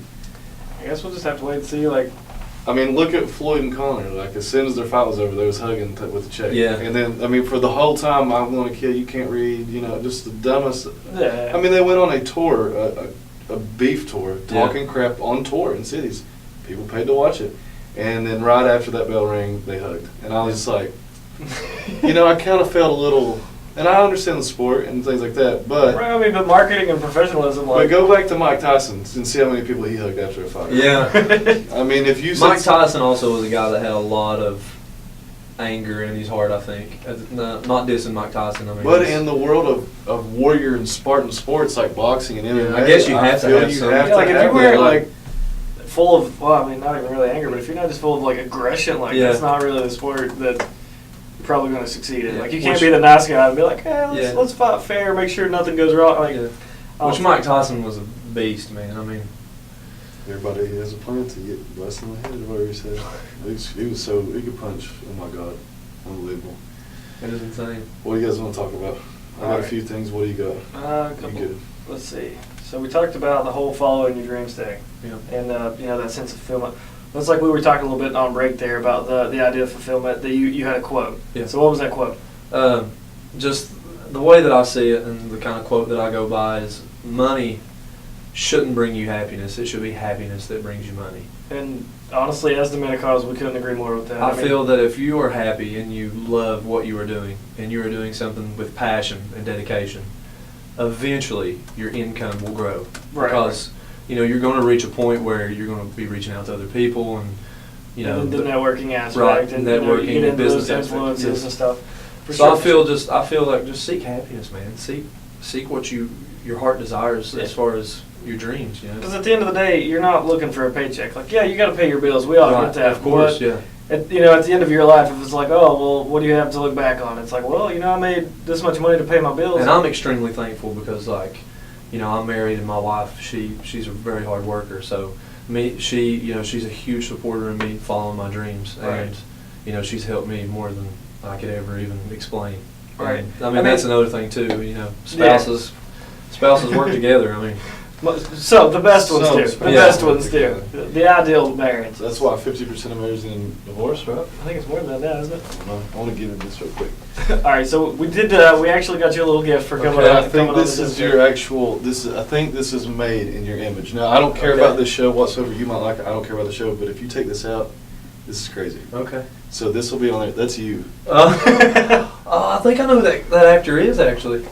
He's like, yeah, I met him. We had coffee last week. Yeah, I think. So we'll show a picture of that on the Instagram. Thank you very much, But guys. I think if you take the page What's away, his that's name? funny because look at your hair right If this now. is the guy, can you look him up on IMDb? You can. I think he's. I'm tearing into this. Go ahead. I think he played in Smallville as What's Brainiac. What's his character's name on Spike. I might be wrong, but I think it's the same guy. So you can just tell people that we got this made to look like you. I will definitely keep this forever. Because if you do a vampire movie or something, dude. That's me right there. I Yeah. know, dude. Thank you so much, man. I'll definitely have to take a picture of that. Well, actually, we're gonna do it right now. So his name is James Marsters. That's pretty cool. Dude, that's your twin. James Marsh, is he playing that? Does he play in Smallville? Somehow I ended up on his Wikipedia instead of his IMDb. Ford dropped their vending machine in China. Dispenses cars. What? Yep. That's actually pretty crazy. It's no longer enough to simply test drive a vehicle by riding around the block where the salesperson gives you their well-rehearsed pattern. Now, there needs to be the sort of theater around the purchase, or else you will trick yourself into thinking that buying a car is fun. So, what's Ford's answer? Make it fun. Yeah, he was in Smallville, by the way. Brainiac? Yep. Yeah, that's who I thought it was. Yeah. So let's go to the vending machine and put All right, back to the news $20,000. there. Look at this.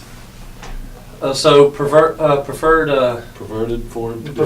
preferred vehicle of your choice, like brand. I mean, were we talking realistic, or are we talking like if Realistic? If money wasn't an object kind of thing? Yeah, if money even wasn't an object, I think I would still stick to my brand. I think.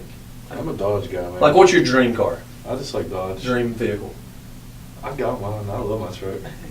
You do like your truck. I think I if drive your truck more than you, You do truck. Yeah, you do. You do truck more than I do. You do truck my drive more than I do. I think if I had the money and I could build my own vehicle, I think I would build a '67 Corvette Stingray. I think that would be my vehicle of choice. That's a pretty amazing car. Beautiful. I want a Tesla. I want to go in the future. Really? Yeah. I want to just. I'm a muscle guy, man. Yeah, I'm not a Tesla Yeah, guy. no shit.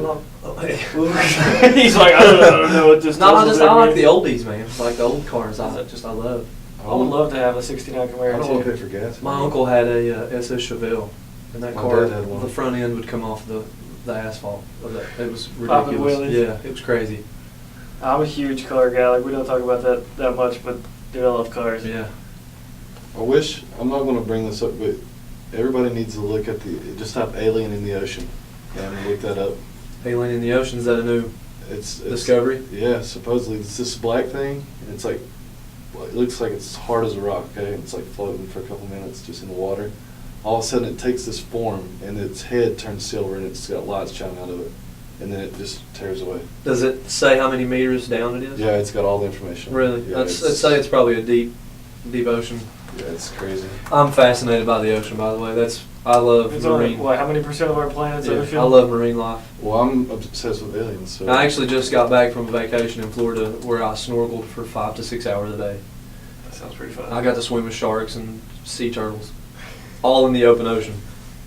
That's kind of scary. So swimming with like hammerheads or like other? No, like they were nurses, but Oh, okay. I but was we had a bull shark that was spotted like a mile down from where we were snorkeling.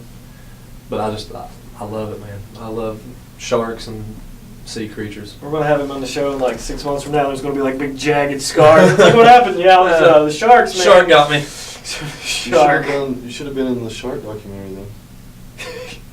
Huh? You You could've been swimming with a Well, shark. actually, Justin hit me up because I've got some footage on my Instagram of me swimming with sharks and turtles and stuff. The only thing I've ever done like that is like a glass boat, kayak, you know, Yeah. out there and you can look down. Clear Yeah. bottoms. I did that in St. Thomas. That was pretty cool. That St. Thomas is weird because it's like got this huge tourist. Like, it's beautiful, Right. but the tourist thing's kind of like walled in, and then right outside, like where they have every luxury you could ever want in your life, and then across the street there's people laying there without water. I mean, that's a culture. That's kind of like how Hawaii is. People don't look at Hawaii that way, but there's like that tourist part of the beach, and then if you go inland Hawaii, like it's like third world country. Yeah, but this is right next door. That's what- Like, yeah, they're like- just begging you to throw water and stuff. I'm not hating on the country. No. I mean, I'm just saying that. And the only way they can get their water is somehow they got these tubes that like filter the salt water or something. Like, they don't have fresh water there. Because I mean, It's crazy, man. Like it's crazy how like abusive people are to the ocean. Really, Oh, like God, yeah. if you go back and like just read about what people do, like as far as shark finning. Have you ever heard of shark finning? I'm assuming it's like That's where they cut the top. Like, They what, cut the dorsal fins. fin? They cut the fins off the sharks and throw them back in the water, and they can sell the fins up to like $1,000 a piece. Why do they throw them? No, throw Well, the shark the They back. throw the shark shark back in the water. I was They like, keep how the do they sell fin. those things? 29 million sharks per year are killed out of the ocean. There's only like 3,500 great white sharks left. It's insane, man. I didn't know that. Yeah, it's ridiculous. Like, What about the white That's kinda like, rhino? yeah, The male white that's rhino exactly. ones? Yeah, Last week yeah. we talked about white rhinos, how they like hunted rhinos for the horns and stuff. yeah, like, and it's sad, man. Like, you know, in our generation, I never thought in a million years I would see an animal go extinct. I think there was a number, like so many go extinct a day that we don't even hear about. Yeah. But like, a lot of people just don't realize, man, like how important, you know, right, like the you ocean don't- and you don't get 'em back. the life in the ocean is, you know, like. Well, once it goes, the food chain's gonna be. Well, of dead, course. And then Well, I mean, like they fuel the oxygen too, so like. scientists estimate that 150 to 200 species of plant, insect, bird, and mammal become extinct every 24 hours. That's insane, man. That's insane. Well, look what we're doing to the earth. I mean, Yeah. look. So my thing is this, and I had some numbers behind this a while back, and I'm not going to go into that. But if you think about how many farmers raise chickens to wholesale these restaurants and stuff like this, but think about how much chicken the average humans, how much we consume in a day, and Well, beef. Have you seen the documentary Yeah, I've saw multiple. where they Which one? inject the? Oh yeah, GMOs. It's and I'll call them out. I fucking hate Tyson. Tyson chicken. It's is one of yeah. Fuck you, Tyson, if you can hear me, you motherfuckers. Unless you want to endorse me, then. It's like I'll wear that. Well, it's hat. like I think your like average chicken. I might be wrong here, but I think like your average chicken grows in like 27 days or something. And then theirs grow in like 4 or something. Like something. 20. Yeah, it's like crazy. 20 days, and their chickens are fully grown. And they're and so they're like bigger. they're Yeah, so- they can't even hold themselves up. That's what I'm saying. They're so pumped full of steroids that their legs break under them, and they just Yeah. lay there till they pick them up. It could be weeks. And they're later. prone to diseases like a lot more than a normal chicken. So the dudes that come in and grab them and put them in the trucks, they kick them and smack them and They'd be- bust their organs. And Put these blue things through their nose so they can pick them up and throw them, break their necks. I mean, it's crazy, horrible. man. Look It's that up. awful. That's don't look it up if you don't want. But like it's- no, like on the subject of vegans, like that's a lot of reason why vegans won't eat meat. Like you know, the torture. I get Well, it. at the same time, though, like you can still be proactive and like go to like like yeah. like free range. See, I'm a meat eggs eater, and- but you yeah, know, I like, don't hold I anything. can't- I don't hold I anything can't. against somebody. I actually have a friend that's vegan, right? I couldn't do it. vegetarian. More power to them, I guess, but I also don't like how very forward they are about Mhm. like, oh well, Some of them are. you're not a vegan or you're Have you not a seen vegetarian. Vegan Gains on YouTube? Vegan what? Vegan Gains is what he calls himself. Yeah, Oh my gosh, man! is he a big dude? No, he bashes everybody. Like he's awful. But that's not a vegan. Yeah, like bodybuilder, vegan, whatever. Like if if you're a bodybuilder or you're a meat eater, you're getting bashed. I think that's the current state of the world. If you're not, Yeah, if you're not in whatever like ideology that person is, like Yeah. everybody just wants to or flame even everybody. as a group, if you're not in a group of someone that hates someone else, then you're automatically You're wrong, the target for everybody right? else. Like you can't just go around being like positive. It's like, oh, you know, like, oh, look, he's even drinking coffee. Yeah. It's not just kidding. It's not coffee. It's blood. That's blood. So I said, just kidding, but you know. But no, I agree with that. Like, there's so many people that literally they just like they thrive on bashing others, and like, what's the point? Like, so what? Like, you know, you have vegan friends or vegetarian friends. Like, they're not going to tell you to quit eating meat. Like, you know, you can get along and harmonize. Like, Yeah. You saw Joe Rogan's post about how all those chickens he raises? Dude, he's a chicken whisperer. I've seen that. Dude, He really said he is. was the chicken whisperer. He's Everywhere carrying the he chicken. walks, they follow. They follow. Yeah, I've It's seen that. crazy, but he treats them really well. He's like 86 or some shit. I don't know. That's crazy. I feel a lot to handle. Chicken wise, well, not if all you did was raise chickens and work out and do a podcast. No, that's what I want to do. That's all I'm saying. It's not bad, but It's on my list of things to do. I have 86 chickens in my home. Any other news topics? You said you had one that you were going to share with us. I can't remember what it was. Should have shared. Final Four. We're in the Final Four. We are in the Final Four. What do you guys think? What's that? Wall or whatever you can say it. Of Chicago, like never meant to make it, and they're like, You have to spell it for me. It's like, well, I know the one you're talking about. but that's pretty cool. I'm not gonna say anything. I'm glad Duke lost because Grayson Allen's a jerk, I think. But I think Villanova's still gonna win all of it. What's your take, Cody? Man, Have I you don't keep it up or not? I don't keep much on the college sports as much as I do like the NFL and NBA and stuff. Right. But did you see Marshall made history though? Yes, that was I did. pretty crazy. I did. You now work there. You got Yeah, I did keep up with that. You're I like the website. You're part of the school that made history, so. And he actually trained that entire team. Single-handedly. By himself. He's Ott's new trainer. I actually had a discussion with somebody though yesterday about a plane crash, like just how The one in the 70s? yeah, just how crazy that was. Like they were home Right? pretty much when they crashed. Yeah, because I mean, that was They how lost- far from the they airport? lost almost That was like the a, entire- Yeah. like It what, was a couple miles from the yeah, airport? It's like right The up cra- No, I know where it the crashed right over the hill. That's what I'm saying. Like I know where the crash is and I know where the airport is, but I don't know like how many That's miles just that is. crazy, But man. that was So this is something we don't talk enough about music-wise. Do you miss it? You miss playing? I mean, Oh my gosh, I miss music. I mean, I'm still involved with music. Like He's a drummer. He can play. You can play a lot of different things, but primarily you drum. Yeah. He does a lot of good things. He's played in multiple shows, recorded multiple songs. So, I mean, what? So you do miss playing, obviously. What have you been listening to lately? man, I listen to everything. I'm kind of on a kick right now. I've been listening to a lot of Flaw, like the early or the late '90s Flaw. You remember that band? you That's see his my face. favorite Do you band see of his all time. face? I have Really? every CD that falls over there. Really? Yeah. I love that band, man. I've been on a Extinction kick. and all that. Yeah, I've been on Oh a my kick God, that's listening to crazy. Flaw for a long time. So, do you know about 5 Volt Main?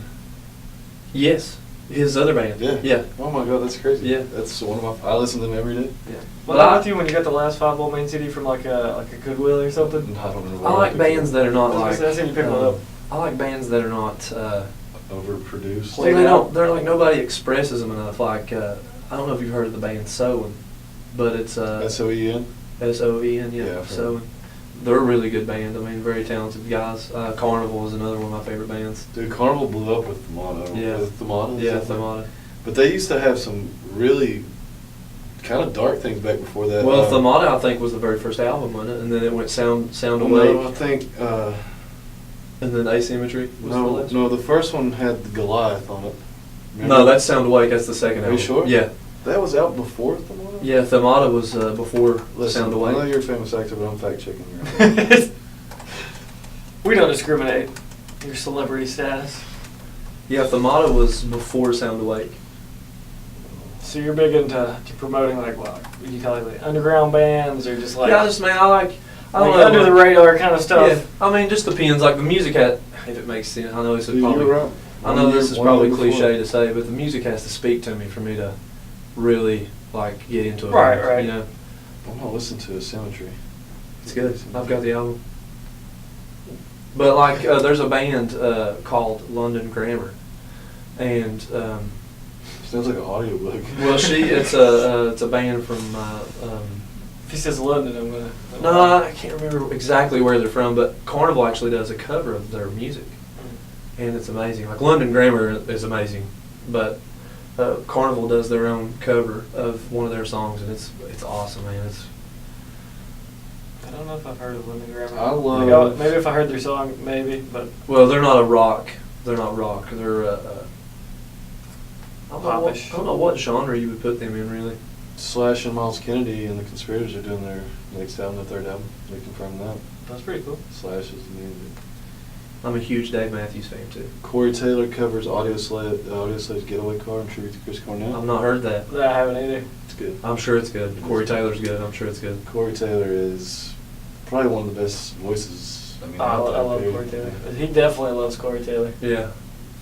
I've always been a big fan of Slipknot and Stone Sour.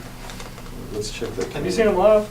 Yeah, I went and watched Slipknot live 2 years ago. Nice. I haven't seen Slipknot yet. I've seen Stone They Sour. put on a good show. Stone Sour does really good too, though. Korn put on a very good show. I haven't seen Korn yet. was amazing, man. I haven't seen Korn I got yet. something to show you. Have you? I seen that on I've saw Instagram. Corn multiple times. You met what's his face, didn't you? So I was actually, I've seen that. I was at a cheesecake factory in Lexington, Kentucky, and in walks two roadies and Fieldy from Korn, and I just literally walked up and was like, "What's up, dude?" I mean, I didn't fangirl or nothing. I just said, I was like, I've listened to this guy so much. I was like, Feel like I know. I mean, it ain't that. It's just like I've supported him for so long. I don't feel like talking to him is going to bother him. You know, he was so nice. We stood there and talked forever, and he was just a cool dude. And I don't like Five Finger Death Punch, but I did meet The drummer. Jerry Spencer at the mall, the drummer. Really? Yeah, that was weird. They That's put on a cool. really good show. I've not seen them. They're horrible. That guy's I like the Five lead singer's a freaking. There's- I yeah, heard, there's some, I a heard lot something going on happened to there. him though. Like, He has didn't like nervous breakdowns like every month, and Yeah, he I was loses gonna say, did stage. something happen? He's just a. But did you hear? Okay, you've heard of Five Finger Death Punch, of course. But did you hear his band prior to called Moto Grader? They had a I had song their that CD. was, yeah, they had I a did song that. that was. They were a really lot good. heavier back then. Yeah, they needed were. to stay with that. Yeah, The videos, he's like painted up and it's red. yeah. It's and- Falling is that the name of the song? Or No One Coming or something like that. I can't remember the name of the song, but it's really good. Actually, didn't know about that. So I'm looking Moto at it. Grader, yeah, they're heavy. They're better than Down. Down. I'm sorry, yeah, Down. Down. Yeah. But that That was whole the first CD song I ever heard of them. Was that all the same guys in that, or just Ivan? I think it was just Ivan. I think maybe I don't know. I don't know enough about. I don't care enough about me. Five Finger to really know. Awesome. What movies have you guys, or not? Shit, not movies. What video games have you guys been playing? Video games? We'll just quickly touch on that because I got to tell you, PUBG. that Friday the 13th, dude. Oh man, I've been playing the heck out of PUBG. You like it? I love it. Versus Fortnite. Yes. Have you played a good bit of both to compare? I played one game of Fortnite and I put it down.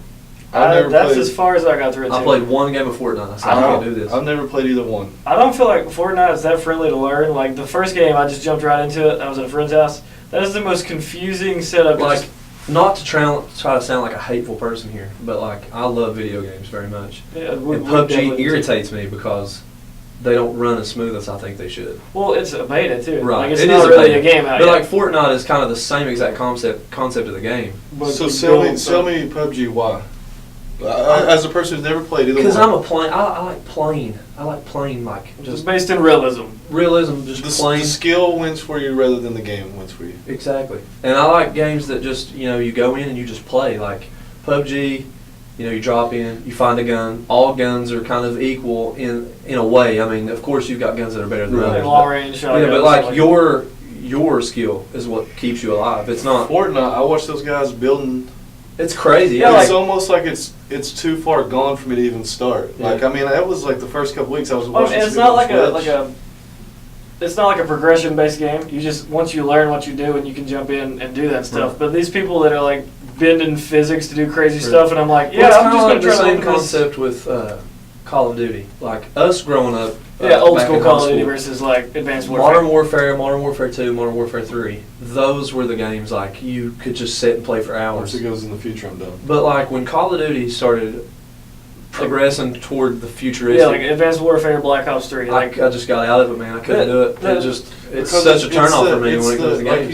you said it best. It's the physics it's aspect. the that realistic part. They don't. It's almost like these guys who play all day. It's like they can't. And I'm not hating on anybody. If No, you're no. better than me, you're better than me. But they figure out these things like from the wall jump glitches and all that. It just kind of Well, to me, it was just like it was too far of a jump because I mean we followed Call of Duty since like World at War and stuff like back in the day, and going through all that to then like Destiny came out, and I feel like that really swayed Call of Duty, and that was the wrong step.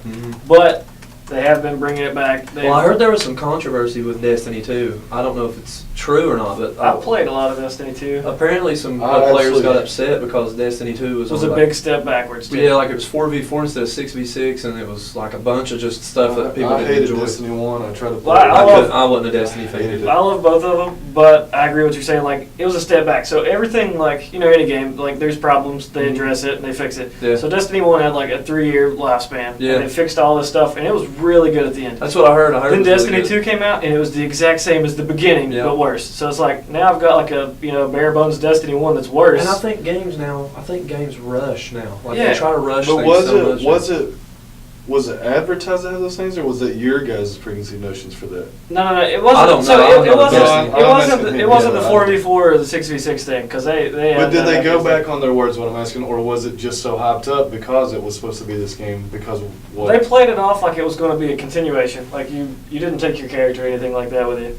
But they played it off like you were going to keep progressing and you go through. There's more story, all this stuff. Well, all the updates, the improvements, like just the quality of life that was the end of Destiny 1, like you expected to pick up there and keep going. So you expected, but you weren't told.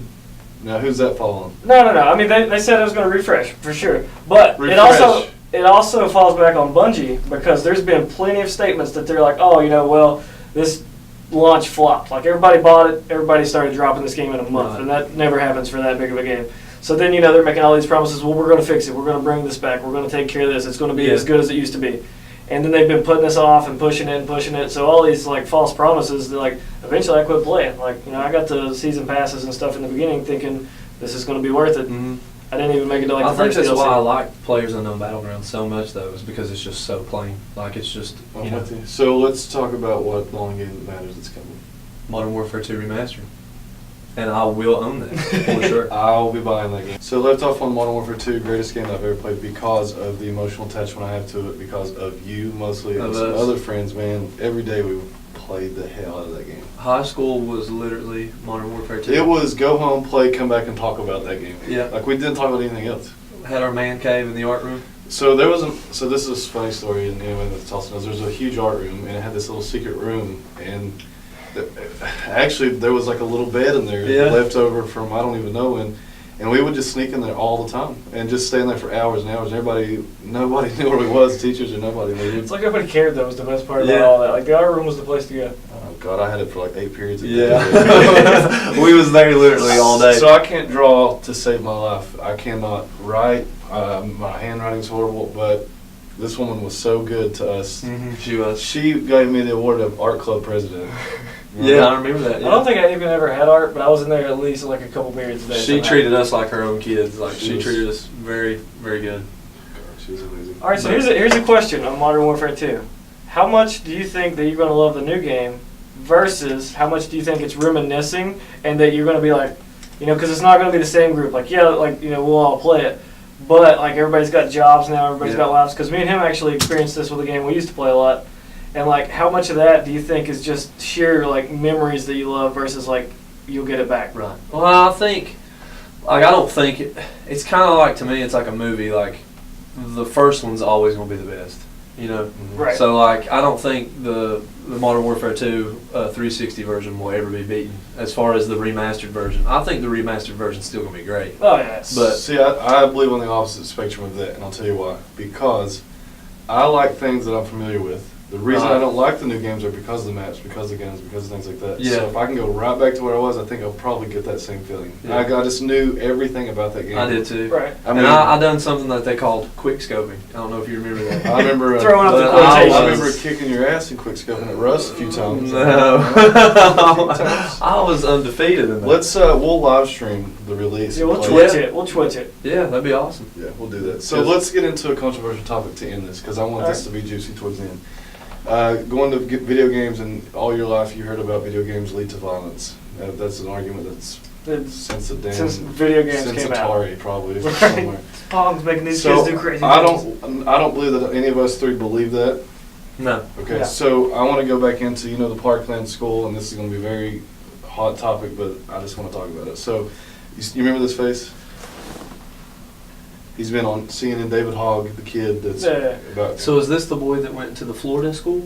Yes, he was at the Florida school, and he's the one rallying for all the guns, and of course they're not going to take your guns and mail them. I'm not saying that, but Right. he's really spearheading the argument that it's Guns are not bad. safe to have the guns, and the Parkland school shooting should bear witness to that, right?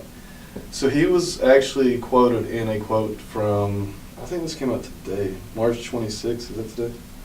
Yes, that's today.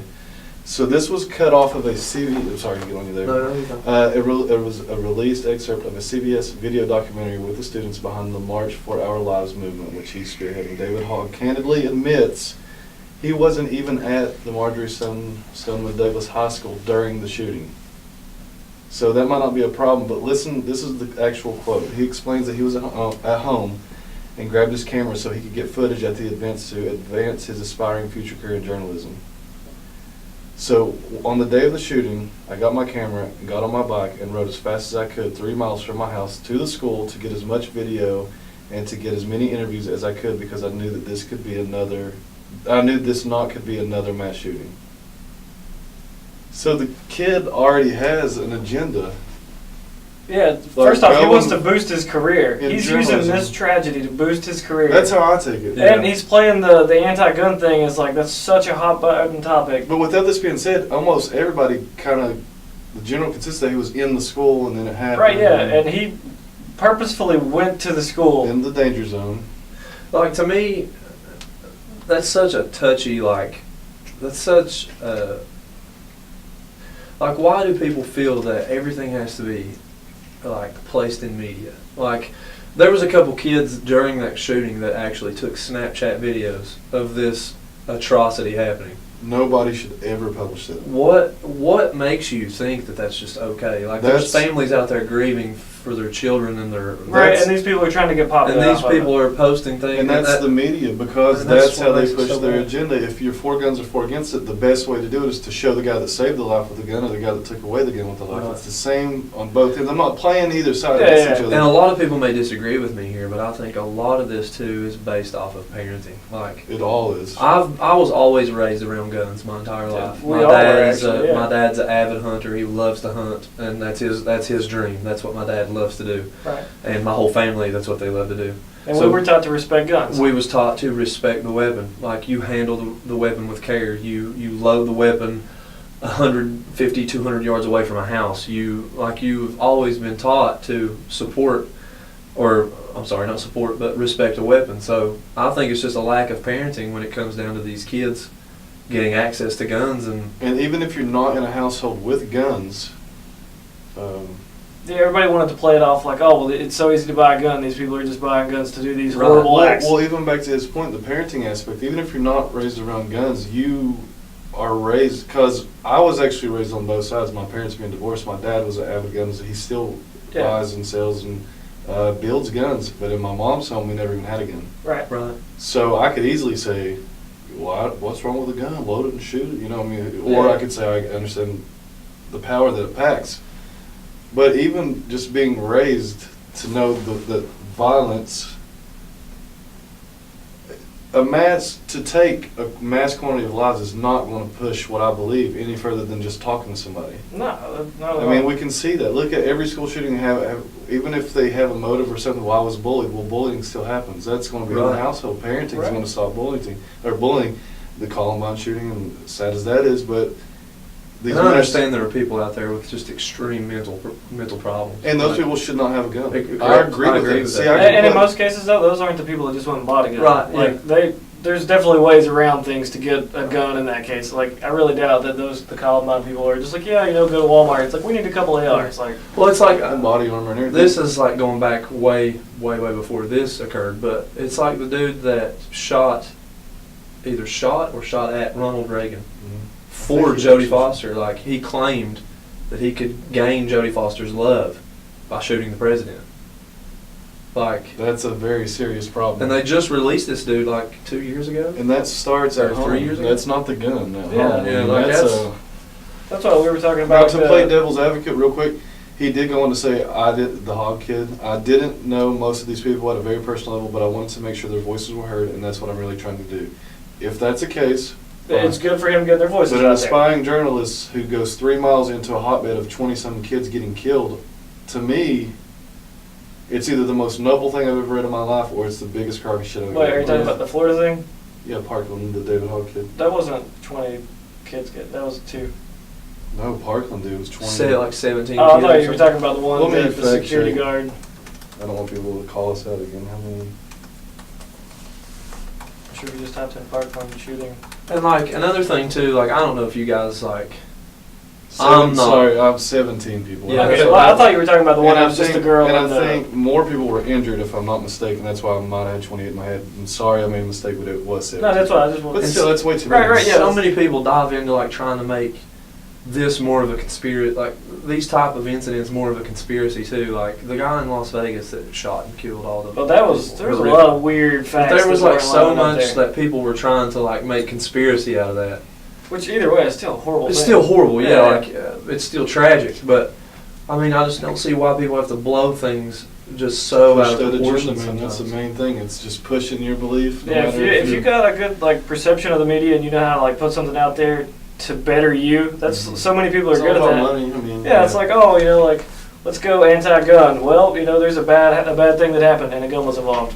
That's our ticket. And like there, I mean, and it's like the actors taking the same way. Because you have a platform to speak doesn't mean you should always Right. speak. Right. exactly, like that's something we talked about Mhm. off camera. But I'll say it here: if you're like any celebrity, whether it's actor or football player or basketball player, that's your job. You're not a politician. in No, my yeah. belief. Like, And we're not saying don't have beliefs. right, like I'm not saying you can't have freedom of speech. I'm just saying, like, But to start a movement or to rally like some kind of petition, like just don't get yourself in too deep. Like, Right. you know, I you're mean, just you're you're just an gonna- everyday person. because- Put your pants on. Because you're going to have to answer to that. yeah, because there's so many people that's got all this influence, these followings that you know people look up to these actors, these you know athletes and Yeah. things like that. Like, there's a lot of younger kids that just take what you say as a fact. So you know these people that use their outlets to just say whatever they want, like whether Yeah, I it be mean, slander or agenda or whatever. Like, people take what they say seriously, whether it's right or wrong or opinionated or because not. they're a Like, huge inspiration to a lot of people. And guess who they're the most inspirational to? Kids. Yep. Actors, sports figures, kids, Yeah. all day. I mean, growing up, man, that's who I idolized was Yeah. actors. Now that I'm grown, if somebody says something I don't agree with, I just don't agree with it and I'll just watch the game or something. But if I Yeah, was but as 12 and kids- this guy said, you need to go out there and march for your life, I would be like, all right, you said so. I mean, he's successful, he's talented, people love him, he must be doing something right. You know what I mean? So, yeah, people don't realize that like their influence has so much pull to it. There's so much Yeah. power behind what they say, and they use that to just, especially if it's just like personal squabbles or something, and they throw it out in the media, and then like everybody's taking sides when it's really nobody's business but like that person's. Mhm. I agree. Guys, we've been talking for a long time. Right? We didn't even end this up on video games. You wanted to relate video games and if it related to the violence. Well, no, I just wanted to segue that into To the the violence. hog thing. We don't believe it, so But there's no need to yeah, I talk don't about it. see it. No, I being mean, related I've played at all. video games my entire life, and never once have I wanted to go out and harm somebody because I played a video game. Right? Yeah. I mean, we grew up on Call of Duty. Yeah. Like we've all got like plenty You of played guns. video games and you've hunted all your life. You've had access to guns. Like, I mean, San Andreas, like Grand Theft Auto San Andreas. Yeah, it's like some of the most anything you awful wanted, games yeah. you can imagine. It's But like I I've never never got the had any urge. kind of impulse for Yeah. Yeah. Never wanted to grab a car and just go out and pick a hooker up and then beat her to death afterwards. Like, Take the money. yeah. Take I the used to money. do that all the time. No offense to hookers, but no, I'm just kidding. Right. No, total but this offense. has probably been the best podcast we've ever done, and that's a big thanks to you, man. Thank you Right. guys for having me. So, real quick, shout about where can they find you? Where can they find your movie? Yeah, Instagram is Cody Cheyenne Napper. My Facebook is Cody Cheyenne Napper. You can find the film Afflicted on Redemption on YouTube. Just Afflicted on Redemption. You have a personal YouTube? No, not at the Okay. moment. Oh, No. all right. But yeah, I mean that's where you can find me. Oh, man, it's been a pleasure. Thank you Glad to very have you much. out here. Dude, again, I'm very grateful. I mean, interesting guy. Yeah, for sure. So that's Cody Napper. But you got big things coming too. So Yeah. Oh that's yeah, why definitely. you Everybody will be looking forward. follow to us at The Men of Cause. Yeah, we're at D-Man Cause on Facebook, on YouTube, Instagram, all that good stuff. So that's Casey. That's Christian. That's Cody. That is Cody. We're the Men of Cause. All right, And thank we you will guys. catch you guys next time. Thank you guys.